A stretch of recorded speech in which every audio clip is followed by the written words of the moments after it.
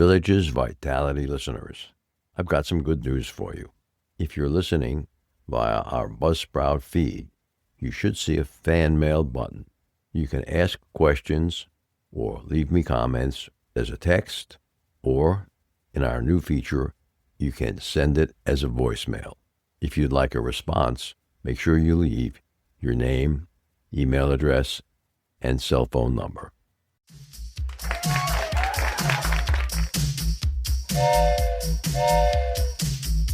Welcome to Season 8 of Village's Vitality Life, Seniors Life Unscripted. In this new season, we talk to leaders of clubs and interesting folks who live in and around the villages. We also talk to people who have information vital to seniors. You will get perspectives of what is happening in and around the villages, Florida. In addition, in this new season, we will add more information for all seniors. We are a listener-supported podcast. This is Mike Roth on Village's Vitality, Senior Life Unscripted. Today I have Dr. Hany Demian with me. Thanks for joining me, Dr. Demian. Thanks for having me, Mike. It's a pleasure. Let me tell our listeners a little bit about you. Dr. Demian brings a unique, grounded perspective to one of the most timely conversations in healthcare. That is, how artificial intelligence is reshaping longevity, predictive medicine, and human performance.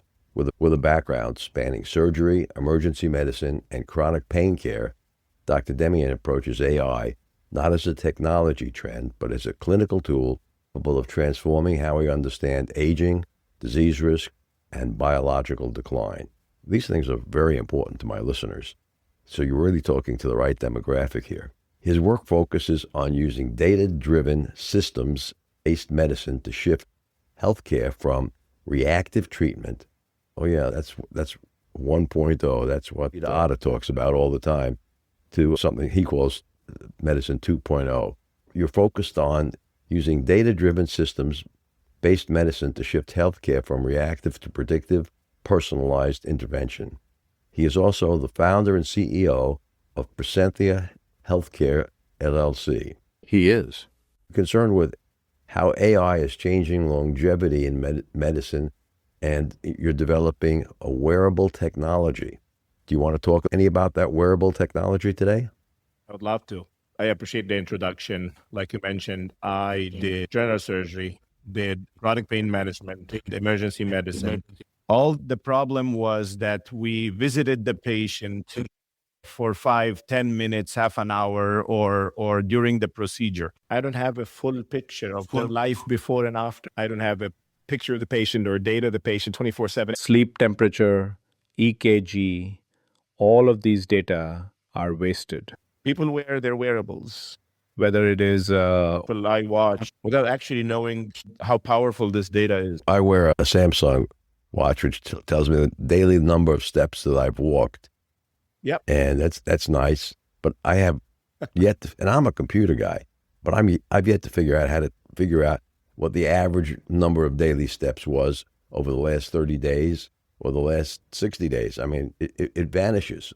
Exactly. It takes my pulse rate, and BMI, but the data vanishes. Exactly. And you don't know what to do with it. And your sleep is the same. Your stress, is it actually above the limits, below the limits? How it affects your heart rate, your body temperature, mental health. We take all this data, compare it to your biometrics and the tests that you've done, blood work, EKG is the test that we start with aging. and we look at it and see how these habits, your daily activities, can affect you developing chronic condition, aging, a stroke, heart attack, blood pressure, or cholesterol level. And then we take over AI. And AI will analyze this significantly with our system and will tell you, you know what, I think you need to sleep better, You lower your stress. And this is how we're going to lower your stress. through supplements, some kind of food that you take. We notice that this food increase your heart rate, increase your body temperature, increase your blood pressure. So why don't we lower this? Drink more water, drink less coffee, have a walk in the sun, go out for 30 minutes. You said you're walking a lot and it's measure your steps, but are those the healthy steps? Are you really exposed to the sun exposed to the air, exposed to having the vitamin D that you need, calcium and whatnot. I, in a personalized approach, will suggest tweaks in your habits, supplements that you need, and the way that your lifestyle should be. Reduce your stress, have more free days in your schedule. If you're doing podcasts in the morning, maybe you should do them midday. It's an app that takes advantage of someone's iPhone or We start with tests, Mike. So we test your blood. We have 18 markers. We test your hormones. We test your supplements. We do an age test to see each organ in your body, how fast it's deteriorating or aging or not aging. And we look at all this, compare it. So we actually look at the source of where this data coming from. So where is your practice located? We have 7 practices in Florida. Hopefully, we'll be in New York and Michigan by the end of the year. Where is your closest location to the Villages? I think Orlando will be the closest. Yeah. Okay. That's about 70 miles away. Yeah, we get a lot of Okay. patients from the Villages, and we've done quite a bit of seminars through the company BioSpine Institute. Okay. Yeah. I've heard the ads for the BioSpine Institute. Were Yeah. you one of the founders of that? No, I'm not, but I'm the CEO owner. Okay. Well, they do some wonderful work. Wonderful work. Yes. I think one of my friends was one of the patients. Okay. Let me ask you this question. What is the biggest myth that people still believe about aging, and what does science actually say today? Aging has been the secret for many years. Everybody's been looking for the fountain of youth, and I think we're almost found it, Mike. So one of the biggest myths for aging is just a phase. You have to go through it. You have to endure it. It's not like that anymore. Aging is not just a phase. You can stop it. You can reverse it. You can avoid it, right? Because aging now You has can got reverse it? hallmark. You can reverse it. Yes. How would one reverse aging? Aging in a nutshell is energy, right? And I'm not talking energy to do the day-to-day activities that you want. It's energy on a cellular level. Our cells get to the point they don't have the energy in their mitochondria to restore the body function, to get you back into recovery, to get you back, your heart back into beating regularly, your brain thinking properly, your muscles acting properly. You don't recover. That's why when we get older, we cannot train like we were in our 20s. If we get this energy back, you will be able to train like you were in 20s. And there are protocols now that we can put the patient through or the client through it, and they will be able to train as much as they were in their 30s and 40s. So once you get to the mitochondrial cellular level, you see what the breakdown. Are you talking about stem cells or regenerative medicine there? I'm talking about regenerative medicine in general. Yeah. Okay. Exosomes and peptides, stem cells. Aging has 3 hallmarks. Number 1, our DNA breaks down. So we go back to stem cells and exosomes to do that. The mitochondria, it breaks down, doesn't have energy. We can add supplements like NAD, we can add exosomes and peptides to give back the energy. An accumulation of damaged cells that the body cannot get rid of it, right? We can do that through therapeutic plasma exchange, through intermittent fasting, eating certain kind of foods that clean those and cleanse the body from those dead cells. Once you get to that point, you'll get your energy back, and the recovery will be much better. Mm-hmm. How long would something like that take on the average 70-year-old person? As a holistic approach, you cannot do one and leave the other. If somebody is really consistent with this, I think within 6 months you can see results. We've done it into circles, and we like our patients to commit to a year worth of treatment. You will get body composition, you'll get muscle mass, and you'll get your sleep back, and you get all those foundational important factors back. The rest is super easy. Once you get their sleep, which we know when we age, our sleep get disrupted. We don't get enough REM sleep. Our exercise, we're not able to exercise because of pains and aches and muscle loss. We lose quite a bit of muscle starting at age 35. We lose also almost 1% of our muscle mass every year. That number double by age 60 and triple by age of 70, right? Yeah, here in the Villages. Yeah, after we eat less protein. Most people don't want to go to the gym, and when they go to the gym, they don't they're not able to push hard due to aches and pains, and I understand that. And then our diet changes. We don't eat as much because appetite slows down. We don't want to be full because we know when we eat certain kind of food, it hurts, it doesn't digest, it keeps us up at night, so we eat less. So unfortunately, that increased the insulin resistance and increased the glucose sensitivity as well. So Mhm. it becomes a problem there. Right? So, So yeah, go ahead. what are some of the things that people in their 60s and 70s who want to stay healthy and independent longer, what kind of things can they do that will make the most difference? 4 foundational factors, Mike. Sleep. You have to really dig deep into sleep. This is where the wearable come really handy when you look really at your sleep. Because at any age, you think that you slept properly, but when you look closely, you didn't. So be obsessed about the sleep. Be obsessed about your exercise. You have to go to the gym. There is no other way. Muscle power and muscle tone and muscle size is the only currency that will keep us mobile and independent. There's no other way around it. It's been tested a lot, and muscle is the only thing, the currency that will keep us independent. And diet and supplements, the right supplements that are designed for you, Mike. It's not the same like for me. It's not the same like for anybody else. It has to be done properly, depending on your activity. You are an intellectual guy, you're doing podcast, you need certain supplements for brain health, for heart health, right? Some others are like to be on the golf course all day or whatnot. They need other supplements. They are in the sun, they need to be protected, they need joint health, they need muscle health, they need back health. So each person, depending on their activity, we design a supplement. And this is where really comes the point that I always say it's not one size fits all. That's where individualized medicine becoming really popular. And what you said kind of does mirror what Dr. Peter Attia has said about exercise. Generally, not all of us can exercise. Some of us have bad shoulders, bad knees, bad backs. And for other people, the gym is just not attractive.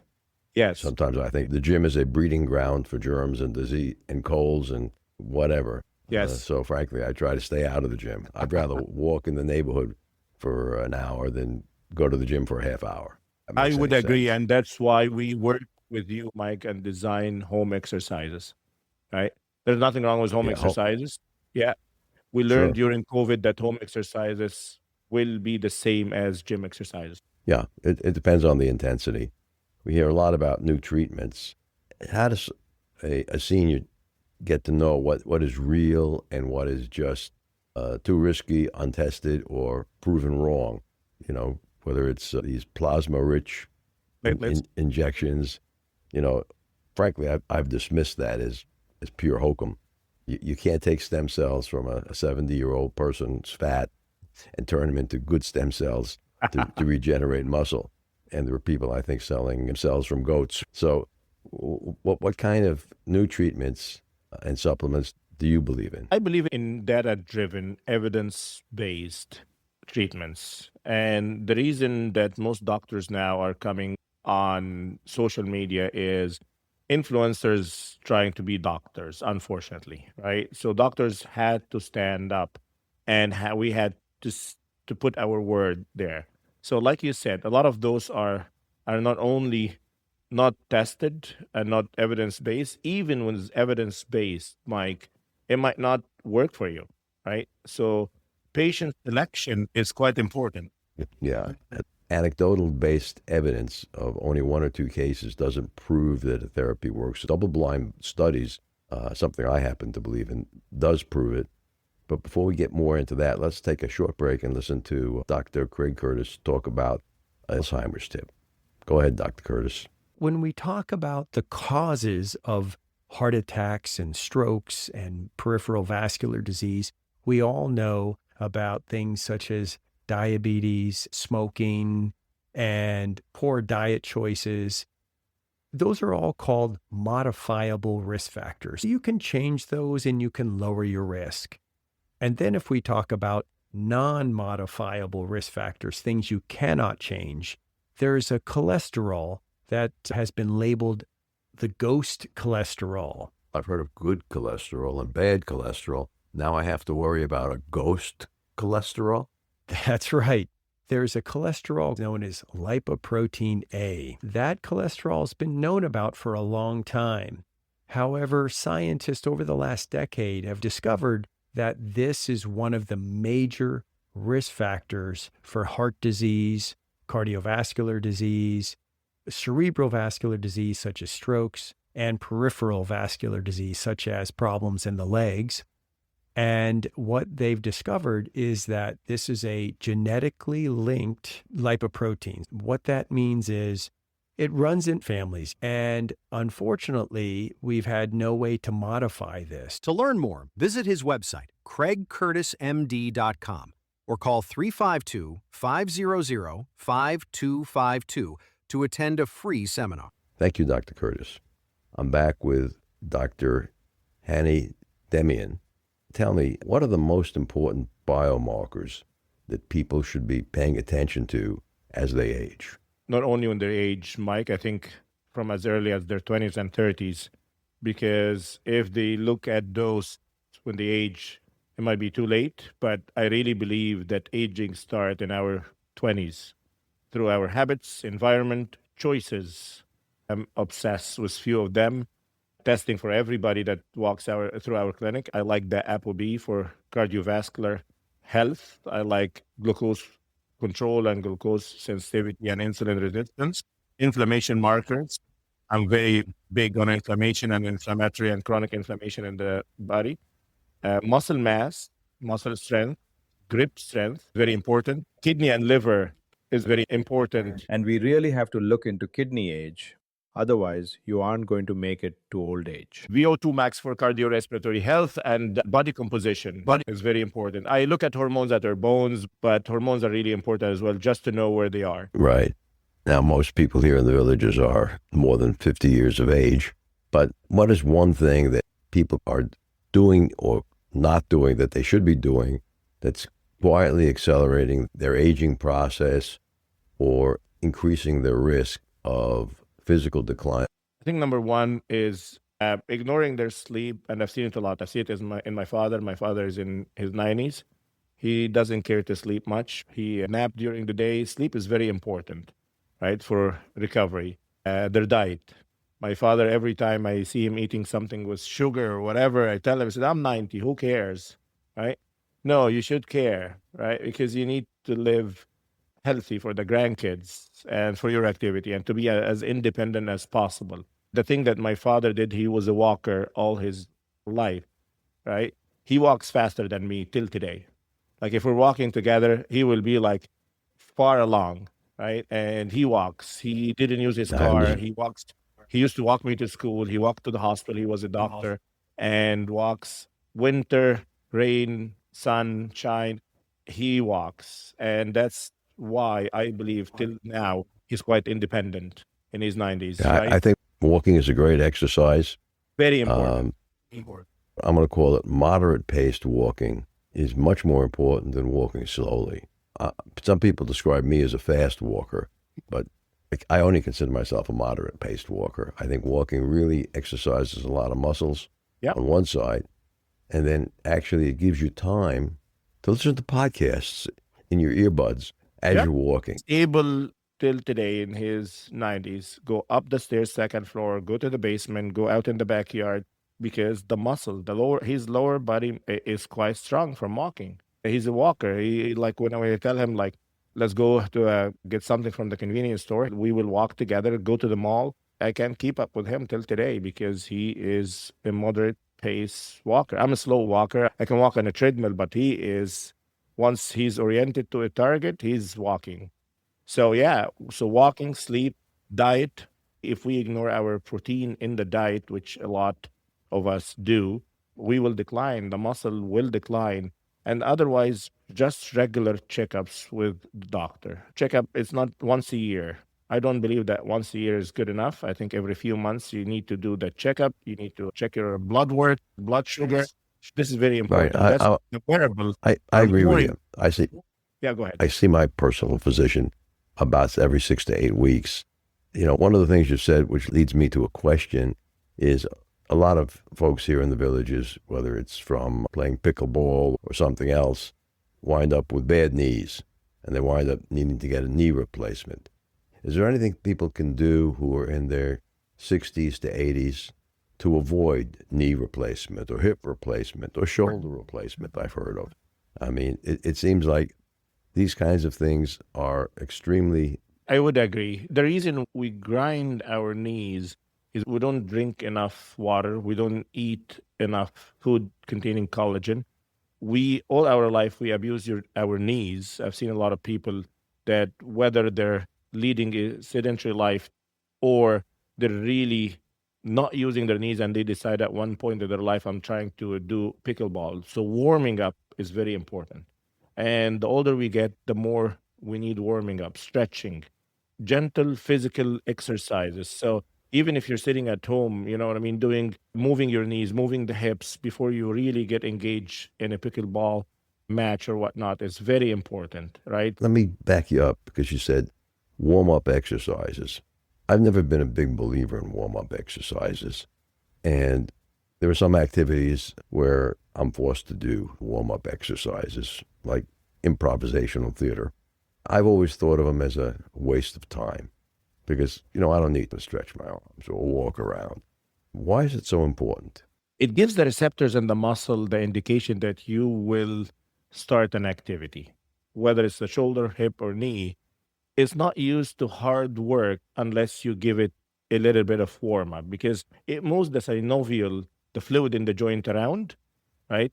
It makes sure that the muscles are not tense at one area because all our muscles, all our movement is flexion and extension.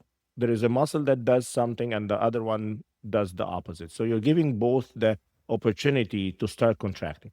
It's like a sports car, right? You cannot take the sports cars on the track without having few warming laps, right? I always tell my patient, I used to race cars. So you cannot just jump in. You need to get this oil in the engine, right? You need the engine to start warming up, the shifts and the gears to start working together and whatnot. You cannot take it from really cold to really pushing the car hard on the track. Joints are like that. Joints will give you more if you do a little bit. And we're not talking half an hour. We're talking 10 minutes, 10, 15 minutes, right? I lived in Toronto, and before removing snow or shoveling snow, what should I do? Warm up. I stretch my back because I hurt my back years ago shoveling snow as well. Warm up the back, little stretches, go down, touch my toes, and extend all the way back, side to side, before I go do it. Because that really get the synovial fluid in the joint warm up. It actually spread it so the joint is not dry, right? And get the muscles working together. Okay, now I understand that it makes more sense. The opposing muscles and getting the joint used to moving. But I did race cars on racetracks. You can't take it cold, right? You need to warm it up. You needed that warm-up lap, but it was only one warm-up lap. That's it. On the backside, that's where the problem was for me. They gave us one cool-down lap, but if you stopped your car at the end of the cool-down lap, you were about 50-50 on warping your rear rotors, front rotors, because wherever the pad touched the rotor, it was going to warp around that. And so every time I took a streetcar back, I would wound up buying a set of brakes and a set of rotors because it didn't have the cool down. In the working out of our own bodies, is it important to have a cool down as well as a warm up? I don't believe in the cool down. I believe you push hard till the end, and then whenever you stop, you stop. Okay. Couple of last questions. What is your opinion of stem cell therapy now? I believe it's the future, but I don't believe that we're there yet. Mm-hmm. The science is good, but honestly, Mike, I haven't seen good quality yet. Kind of agree with you.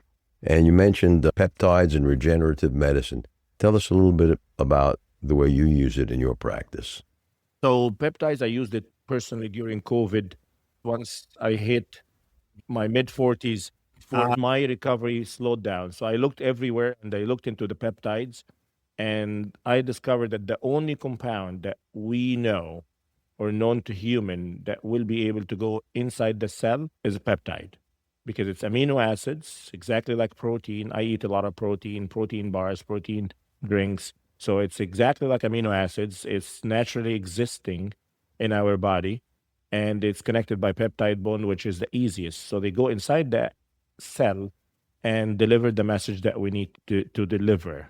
Most medication that we take, and I'm not against Western medicine, it just Western medicine is like a hammer. The medicine will go in, cannot enter the cell, and force the cell to have that or to act the way that we want it to act. That's why we got side effects to every single medication. Peptides are not like that. They go inside the cell, they tell it what to do gently and fixes the mitochondria. We'll tell it, you know what?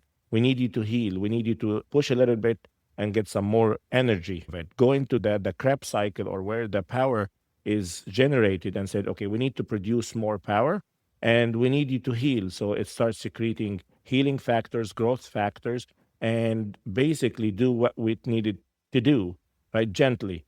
Haven't yet to see side effects, but I'm very cautious with using them. I'm not using them where following the hype. I'd like people to know that it's still a chemical. It still need to be used with the direction of a physician who knows what they're doing and design it exactly for you.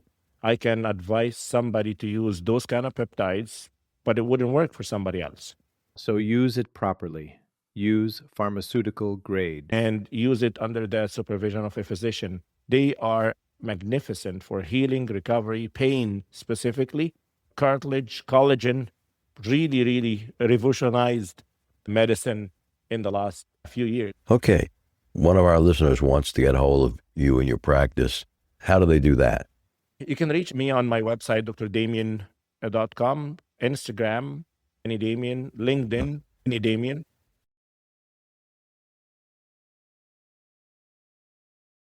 Good sense to me. If someone wants to call your office to set up a possible appointment in one of your practices, how do they do that? On the website, drdamian.com, drdemian.com. Leave a message, and my team, myself, will reach out, and we start with virtual if they're not in the areas where our clinics are, and we send most of the tests to their house. So we send it to the house, Okay. we get the test, send it back, and we will have a virtual call, and we'll discuss the results, we'll discuss direction, supplements, and we'll advise them with the supplements they need to use with their program, and we will monitor their progress, whether through a wearable or whether virtual calls. Very good. Is there anything that I failed to ask you that you wanted to mention today? I'm writing a book. What if aging is optional? I truly believe that aging will be considered a condition in the next 5 to 10 years. I don't want the listeners to think that this is a phase. I have to go through it. I have to endure it because I'm old. No, you don't have to suffer. You don't have to struggle. Most of the symptoms could be stopped, could be reversed, and you could live a youthful, fruitful life forever till our time comes. So how close are you to getting the book out so that we can buy it on Amazon? I'm 6 months out. I met recently with an oncologist, a cancer doctor, and she's writing a chapter, How to Prevent Cancer. So I'm waiting for her. That'd be a very popular chapter. Yeah. Hany, thanks again for being on the show, and I hope some listeners contact you. Thanks a lot. Thank and you. Thank you for having me, Mike. Have a good day. Remember, our next episode will be released next Friday at 9 a.m. Should you want to become a major supporter of the show or have questions, please contact us at mike@rothvoice.com. This is a shout-out for supporters Tweet Coleman, Ed Williams, Duane Romick, Paul Sorgan, and Dr. Craig Curtis at K2 in the Villages. We will be hearing more from Dr. Curtis with short Alzheimer's tips each week. If you know someone who should be on the show, contact us at mike@rothvoice.com. The way our show grows is with your help. Text your friends about this show if you enjoyed listening. Use the fan mail button on our homepage, villagesvitality.life, to leave comments. Be sure to include your name, email, and phone number. We thank everyone for listening. The content of the show is copyrighted by Roth Voice 2026, all rights reserved.